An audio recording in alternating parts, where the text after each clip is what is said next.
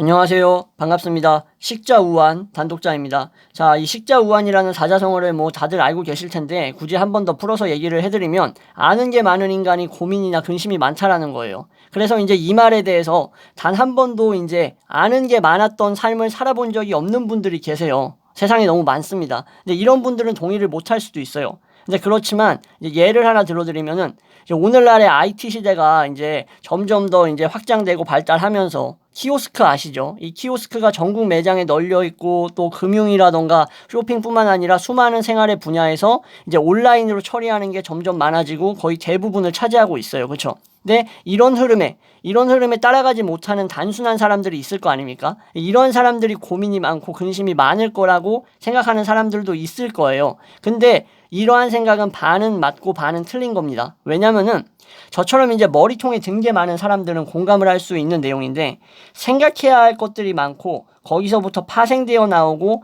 가지가 뻗어져 나가는 것들이 많은 경우에는 그만큼 더 근심이 많을 수밖에 없다라는 거예요. 보통 이런 거에 종사하는 사람들이 이제 뭐 연구직이라던가 뭐 학자의 삶을 사는 분들이 많겠죠. 근데 이런 분들 같은 경우에는 저를 예로 들면은 뭐 문학을 공부하다가도 그 당시에 이제 세계적인 흐름이라든가 사회 상황 같은 거를 알아야만 하고 당시에 교류했던 이 작가와 그리고 또 철학자와 이런 사람들과 또 연관 있고 또 반대되는 사상을 갖고 있는 사람이 누가 있는지도 또 알아야 되고 또 그 당시에 유행했던 미술이 또 어떤 사람한테 영향을 미쳤으면은 미술도 알아야 되고 사회적 분위기, 역사 이런 것들을 다 전부 다 알고 있어야 된단 말이에요. 그러니까는 제가 말하고 싶은 거는 이러한 네트워크가 형성되는 간학문적인 이제 특징상 결국 이러한 거에 이제 종사하는 사람들이 더 이제 근심이 많을 수밖에 없다. 그러니까 한마디로 머리통이 꽉 차 있을수록 이제 근심이 많을 수밖에 없다라는 거죠. 그래서 제가 이제 우스갯소리로 자주 뭐 농담 반 진담 반으로 영상을 시작하기 전에 항상 이런 얘기를 했었어요. 뭐 너무 똑똑해가지고 뭐 세상 살기 피곤하다는 둥 뭐 이런 얘기 했었죠. 근데 뭐 이게 뭐 사실상 뭐 틀린 말이기도 하고 뭐 맞는 말이기도 한데 정말 아이러니한 거는 이거예요. 이제 이러한 지식이 없었던 시대로 저보고 만약에 누가 물어봤을 때 그럼 너 지금보다 훨씬 더 젊고 어린 시절 뭐 19살, 20살 초반 이때로 돌아가는데 돌아가되 지금 가지고 있는 지식을 거의 다 모르고 완전히 그냥 머리가 포맷되는 거죠. 그러한 상태로 살아갈 거냐라고 물어보면은 또 그건 절대 아닙니다. 왜냐면은 지금 알고 있는 것들을 그때로 돌아간다면은 다 모르겠죠, 거의 다. 대부분 모르는 상태로 돌아간다라는 건데 그럼 제 삶은 의미가 없습니다. 무슨 말이냐면은 그렇게 살 바에는 그냥 저는 단 하루도 살고 싶지 않아. 그런 삶을 절대 부러워하지 않습니다. 오히려 너무 깝깝해. 그리고 안쓰러워요. 그런 삶이. 무슨 말이냐면은 이걸 좀 더 비유를 해서 말씀드리면 선천적인 질병이라든가 장애를 갖고 있는 사람이 많죠, 오늘날에. 근데 그런 사람들이 젊은 시절을 그렇게 힘들게 살아오다가 의학기술이 점점 발달하면서 40세, 50세, 중년에 이르니까, 중년의 나이가 되니까 이제 노력과 의학의 기술로 결국 이제 이 사람이 정상적인 신체와 아니면은 정신활동이 가능하다라고 이제 가정을 해봅시다. 그럼 이 사람한테 물어봤을 때, 당신 같은 경우에는 예전에 제대로 걷지도 못하고 생각도 똑바로 하지도 못하고 잠도 제대로 자지도 못하는 그러한 슬펐던 그런 과거의 젊은 시절, 장애를 갖고 있던 젊은 시절로 돌아가시겠어요? 라고 얘기를 하면은 제가 봤을 때는 대부분 사람들이 안 돌아간다라고 할 겁니다. 아무리 뭐 젊음이 전부다, 대세다라고 얘기를 하지만 이런 분들 같은 경우에는 거절할 거란 말이에요. 이거랑 맥락이 완전히 똑같습니다. 저도 그 이전 시대로 돌아간다? 뭐 15년 전? 뭐 12년 전? 이렇게 돌아가라 그런다? 대신에 지금 알고 있는 걸 전혀 모른다? 택도 없지. 왜 돌아가? 얼마나 소중한데, 이 얼마나 짜릿한데, 이걸 알고 있다라는 사실이 얼마나 행복한데, 절대 안 돌아갑니다. 근데 이거는 많은 지성인들이 저의 이러한 생각과 공감하고 일치하는 견해를 갖고 있을 거라고 저는 생각을 해요. 막말로 요즘 시대가 정말 얄팍하고 가볍지 않습니까? 예, 자기의 주관도 없고 신념도 없고 그냥 유행에 휩쓸리는 대로 그냥 사육당하듯이 살잖아요. 근데 이러한 MZ 세대들이 사육당하듯이 살아가고 있는데 근데 이제 현재 대부분의 세대들은 이런 거에 공감을 할 수가 없겠죠. 왜? 젊어지면 더 많이 놀 수 있을 텐데.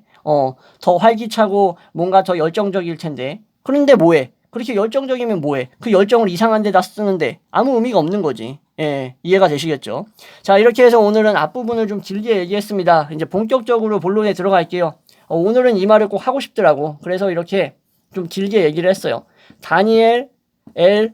섹터라는 이제 미국의 인지심리학자예요. 이분에 대해서 얘기를 할 건데 이제 이분에 대해서는 간단하게만 얘기할 거예요. 뭐 어느 대학 나왔다. 뭐 캐롤라이나에서 이제 여기 대학이겠죠. 여기를 졸업하고 나서 토론토 대학에서 학위를 받습니다. 토론토 대학에서 학위를 받으신 다음에 이제 애리조나 대학을 거쳐가지고 하버드 대학에서 심리학 교수를 지금도 하고 계신 걸로 알고 있어요. 제가 알기로는 얼마 전까지 제가 이제 입수한 정보에 따르면 1952년생 쇠터 인지학자 교수님은 하버드 대학에서 여전히 심리학을 가르치고 계신다라는 거예요. 뭐 지금 또 아닐 수도 있습니다. 아무튼 이 기억의 7가지 오류가 여러분들이 들어보셨을지 모르겠는데 기억의 7가지 오류가 오늘의 이제 여러분들에게 제가 말씀드릴 이 주제입니다. 자, 이 섹터 교수님이 얘기했던 건데 이분 같은 경우에는 기억 연구의 1인자예요. 그렇기 때문에 뭐 거의 뭐 차의 추종을 불허하는 분이기 때문에 기억의 7가지 오류에 대해서 여러분들께 간단하게 설명하고 마무리하려고 합니다. 자, 그러면은 이 기억의 7가지 오류가 무엇이냐? 먼저 말씀드리기에 앞서서 이 7가지 오류라는 것은 기억이 가지고 있는 어떤 오류적인 현상이라던가 그런 어떤 상황을 7가지로 나눈 것이라고 볼 수 있는데, 자, 이거는 이제 일화기억, 에피소딕 메모리라 그러죠. 이 일화기억에서 이제 우리가 갖고 있는 어떤 그런 어떤 건망증 같은 게 있겠죠. 우리가 이제 어떤 일화라는 게 뭐 A 다음에 B가 일어났고 B 다음에 C가 일어났는데 다시 뭐 A를 생각하다가 D라는 상황으로 흘러갔다라는 이런 이야기 같은 기억들이죠. 근데 이러한 일화 기억과 관계가 있는 게 바로 건망증이죠. 건망증이 발생하면 어떻게 됩니까? A에서 C로 넘어가는데 B에 무슨 사건이 있었길래 내가 C로 넘어갔지? 뭐 이런 식으로 헷갈릴 수가 있겠죠. 인생에서 별로 비중이 없었던 사건 같은 경우에. 그쵸? 그래서 일화기억과 이런 관계가 깊은 건망증은 어떻게 된다? 섹터 교수의 말에 따르면은 시간이 지나면은 희미해진다라는 거예요. 이거는 뭐 막을 수가 없습니다. 당연한 거죠. 결과적으로 인간도 동물이고, 그죠? 인간은 항상 이 망각이라는 거를 하잖아요. 그죠? 그래서 이렇게 시간이 지나면은 기억이 희미해지는 것과 기억 자체가 불완전해진다라는 거예요. 이렇게 기억이 희미해지고 불완전해진다라는 게 뭐가 문제냐? 바로 이러한 건망증을 일으킨다라는 거죠. 그죠? 여기까지는 뭐 상식적으로 다 이해를 할 수 있습니다. 그럼 뭐 지금부터 몰상식한 얘기가 나올 거냐? 그건 또 아니에요. 말장난이고 아무튼 간에 우리는 경험한 것을 정확하게 기억하는 것을 요구하진 않아요. 그죠? 경험한 것을 우리가 정확하게 기억하진 않아요. 근데 섹터는 이렇게 얘기를 했어요. 이 이유가 오히려 우리에게 안도감을 줄 수 있다라는 거예요. 다행인 요소라는 거죠. 이런 말들 많이 들어보셨죠? 예를 들어서 우리가 기억이 정확하다라고 치면 너무나 기억이 정확해. 그러면 정보량이 어떻게 되겠어요? 우리 머릿속에 정보량이 엄청나게 많아지겠죠. 엄청나게 많아지면은 이 정보량에 압도당해가지고 혼란에 빠질 수밖에 없습니다. 너무 당연하죠. 그래서 우리의 기억 시스템, 우리의 이 메모리 시스템은 어떻게 돌아가냐? 제대로 작동하려면 어떻게 해요? 바로 잘 잊는다. 이 잘 잊는 게 중요하고 이러한 잘 잊는 어떤 일종의 복잡한 기능을 수행한다라고 이제 섹터 교수는 얘기를 합니다. 자, 그래서 복잡한 기능을 수행하기 위한 근데 그 대가가 있어야겠죠. 뭐든지 그냥 얻어지는 건 없어요, 세상에. 그죠? 그럼 이 복잡한 기능을 수행하기 위한 이 대가로서 우리는 뭘 얻는다? 바로 건망증 같은 것들을 얻는다. 그리고 방해 같은 것을 얻어서 이러한 얻은 방해와 건망증 같은 것들이 복잡한 기능의 대가로서 우리를 괴롭히고 있다라고 얘기를 합니다. 우리를 괴롭힘. 이해가 되시겠죠? 자, 이것을 이제 한 번 더 정리를 하자면은, 자, 우리는 이제 기억한 것을 정확하게 기억하지 못한다. 정보량이 많게 된다면 혼란에 빠질 수밖에 없다. 그래서 우리의 기억 시스템은 잘 잊는 이러한 기능을 갖고 있는데 이건 복잡한 기능이고, 이러한 잘 잊어버리는 망각의 복잡한 기능은 건망증이라던가 이러한 일종의 방해작용. 여기 잘 안 나오네, 화면이. 좀 지우고 하겠습니다. 건망증이라던가 일종의 방해작용을 통해서 우리를 어떤 기억의 이제 원활한 흐름으로부터 이제 오류를 만들어낸다라는 게 핵심입니다. 자, 그러면 이 7가지, 지금까지 말한 것 중에서 이제 7가지의 예시, 그거를 설명을 해드리면 좀 더 이제 여러분들이 확실히 이제 이해를 하실 수 있겠죠. 먼저 첫 번째부터 시작을 하겠습니다. 건망증이에요, 건망증. 건망증은 뭐냐? 바로 기억이 오래되면 어떻게 돼요? 이게 시간이 지나고 희미해지죠. 아까 말씀드린 내용 그대로죠.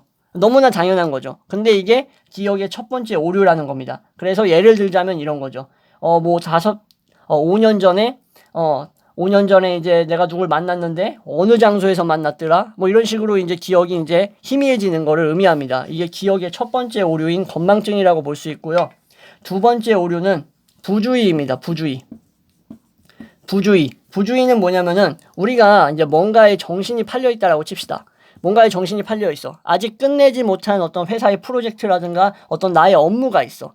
거기에 정신이 팔려 있으면은 내가 깜빡한다는 거예요. 뭘 깜빡해? 휴게실에 핸드폰을 놓고 왔네.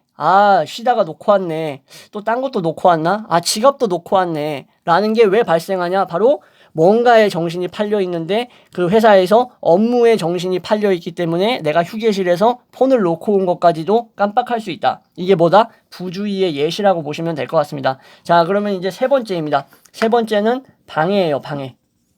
방해라는 것은 다른 기억이 있습니다. 우리 수많은 기억 중에서 이제 다른 기억들이 있겠죠. 그 다른 기억들이 이제 목구멍까지 뭔가 말하려고 이제 올라온 메시지라던가 기억이 있어요. 뭐 예를 들면 이런 거겠죠.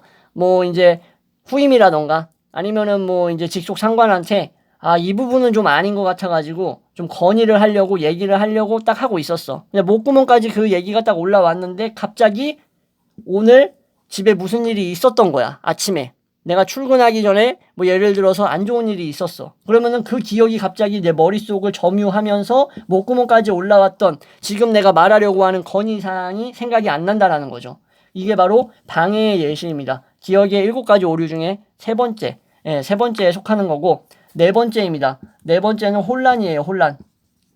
혼란이라는 건 뭐냐면은 정보 자체는 정확할 수 있어요.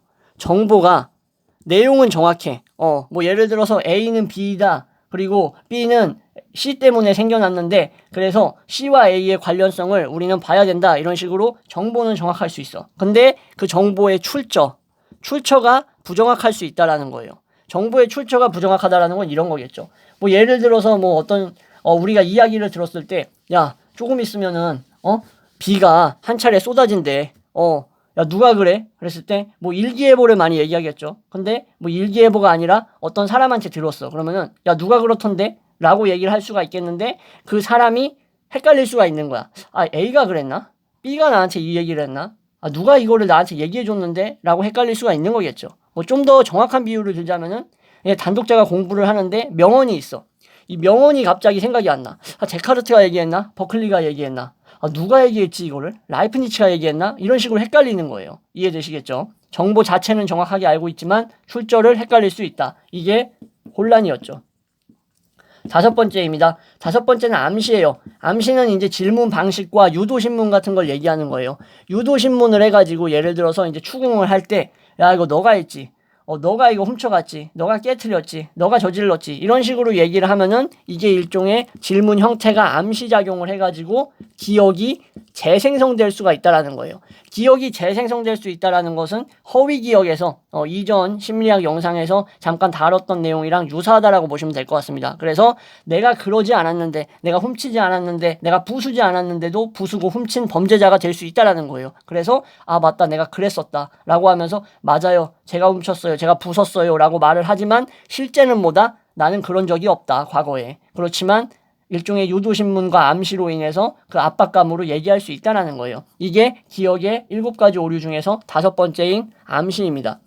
6번째는 뭐냐? 덧쓰기입니다. 덧쓰기. 뒤집어 쓰는 거예요. 오버랩 하는 거죠. 오버라이팅 하는 거. 자, 그때 상황이 있을 거 아닙니까? 어떤 우리의 기억을 이제 유발하는 그때 상황. 뭐 예를 들어서 뭐 3년 전, 4년 전이 있을 텐데 그때 상황에 예를 들어서 내가 어떤 알고 있던 사람이 엄청난 실수를 나한테 한 거야. 그래서 내가 아주 그냥 무드가 아주 팍 상했어. 야, 나는 널 믿었는데 어떻게 그런 행동을 할 수 있냐? 라고 생각하면서 그 분이 그 기분이 거의 뭐 일주일 동안 가시질 않았어. 그 화가, 분노가. 그 감정이 갑자기 더 씌워지는 거예요. 언제 더 씌워지냐? 현재 이와 유사한 상황이 발생했을 때. 그러면서 너는 항상 이 모양이구나 라고 얘기를 하는 거예요. 이런 경우 많죠. 예, 이제 뭐 가정교육을 한다든가 아니면 학교에서 이제 좀 찍힌 애들한테 얘기할 때 이렇게 얘기하잖아요. 그 학생이 실제로는 그러한 잘못된 행동을, 그 아이가 그러한 잘못된 행동을 뭐 3년 전에 한 번, 두 번 하고 나서 거의 뭐 근 몇 년 동안 하지 않았는데도 불구하고 그때 그 기억이 여전히 남아있어가지고 야, 너는 또 이런 식으로 행동을 하는구나. 넌 늘 그래. 이런 식으로 얘기를 하는 거죠. 그러면은 그때 상황과 감정이 어떻게 됐어요? 현재 그 유사한 어떤 상황에 의해 더 씌워진 거죠. 유사한 상황에다가. 이해되시겠죠? 이것이 바로 6번째, 바로 덧쓰기, 예, 오버라이팅이라고 보시면 될 것 같습니다. 자, 그리고 마지막으로 7번째, 지속입니다. 이 지속이라는 것은 여러분들도 너무나 이해하기 쉬운 내용이에요. 여러분들이 뭐 예를 들어서 사람들 앞에서 노래를 한 거나 이제 뭐 발표를 하게 되었을 때 뭐 이제 삑사리가 난다라던가 아니면은 뭐 말을 실수했어요. 더듬거나 막 그랬어요. 그러면은 그때의 기억이 여전히 머릿속에 잘 남아있겠죠. 쉽게 사라지지 않겠죠. 그 실수에 대한 기억이. 그러면서 나중에 또 이렇게 실수하면 안 되는데 라고 생각하지만 결국 또 비슷한 상황, 비슷한 발표하는 상황이라던가 아니면은 노래를 해야 되는 상황에 또 떠오르는 거예요. 상기된다라는 거죠. 머릿속에. 그러면서 부끄러웠던 기억, 쪽팔렸던 이불킥 할 만한 기억들은 쉽게 잊혀지지 않고 어떻다? 기회가 될 때마다 그 상황이 닥칠 때마다 유사 상황에서 수면 위로 떠오른다. 라는 게 바로 7번째 지속이라고 볼 수 있습니다. 자, 그러면은 지금 이제 화면이 좁아가지고 몇 개 지웠는데 1번이 뭐였죠? 건망증이었죠. 그죠? 2번이 뭐였죠? 부주의였습니다. 그죠? 3번이 뭐였죠? 방해였어요. 이렇게 해가지고 자꾸 잘리네 여기가. 건망증, 부주의, 3번이 방해. 예, 이렇게 해서 총 7가지의 기억의 오류를 여러분들께 말씀드렸습니다. 건망증, 부주의, 방해, 혼란, 암시, 덧쓰기, 지속. 네, 이렇게 해서 영상 마무리하겠고요. 지금까지 시청해주셔서 감사합니다.